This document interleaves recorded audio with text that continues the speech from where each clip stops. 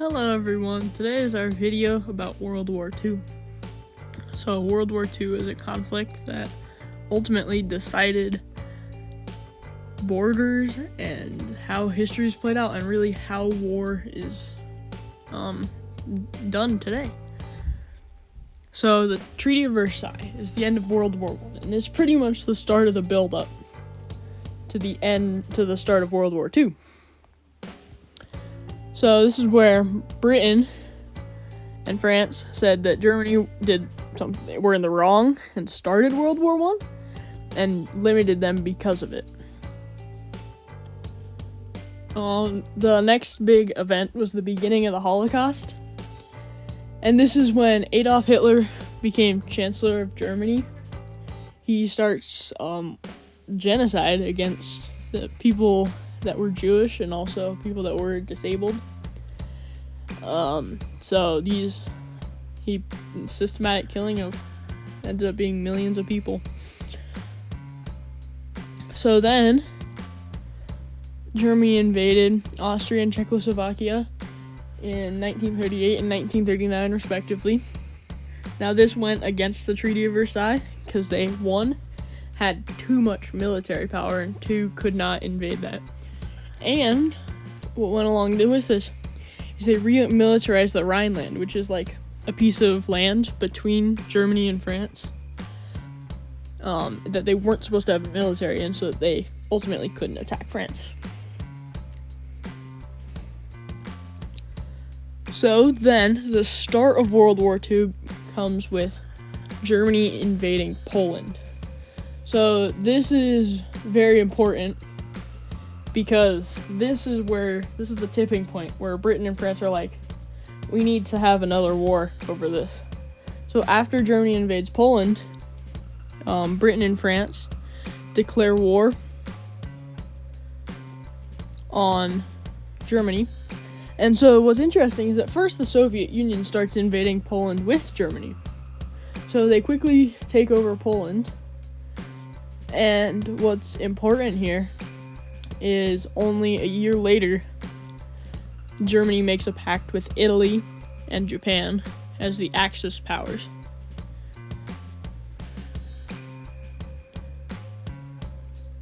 So the German invasion of France was started in 1940. And so Germany and France were kind of in a stalemate at their border because neither one was making a ton of advancements. They were just sitting in their trenches defending. So what ended up happening is Germany's like, we need a way to get to France. And so they negotiate with Belgium. Well, they try to negotiate with Belgium, and Belgium's like, no, we're neutral. We want to stay out of this. So then Germany attacks Belgium and goes through and wins over France and captures France. It captures Paris in June of 1940, which quickly precedes the whole capture of France. And Germany now this is really important for Germany because everybody knows that it's a strong military force.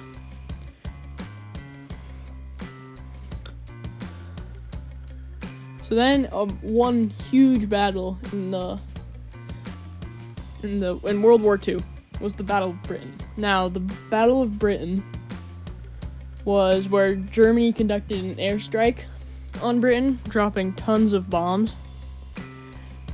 And this was devastating to the city of London. So eventually, the British Royal Air Force were shot down some German planes, which served as pretty much the first defeat of Germany in the war, which was good because it was a turning point and it would stop the German invasion. So then, after working together to take over Poland with the Soviet Union, Germany declares war on the Soviet Union. So that's very important because then Germany no longer has that, they have another attacking front. So, it worked for a while, but then in the winter, it got really cold in Russia, and Germany wasn't prepared for that. They expected this to be quick. So eventually they got close to Moscow, but Russian troops were able to defend Moscow, and they never got there, and they started to be pushed back. So then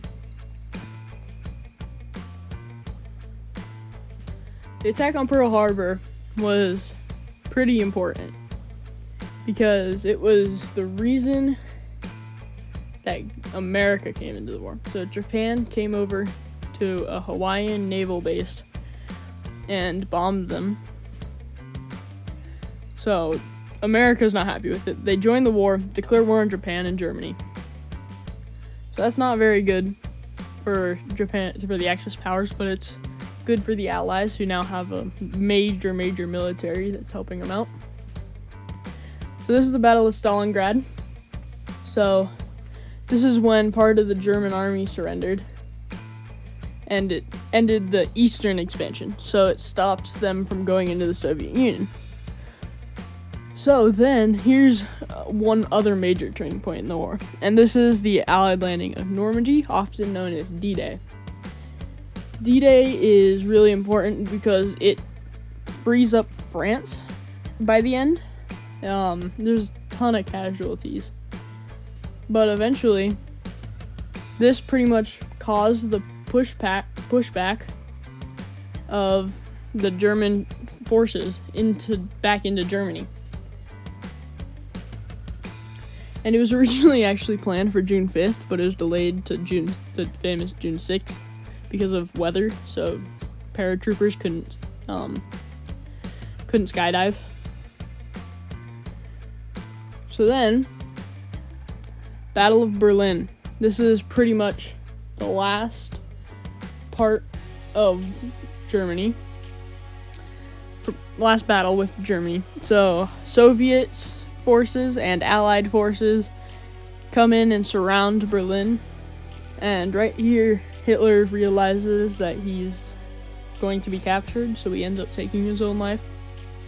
And so this marks the end of the European War, and it actually divides Berlin and the rest of Germany for the next 40 years. So then the last part of World War II, to get Japan to surrender, America launches the Manhattan Project to try to develop a nuclear weapon.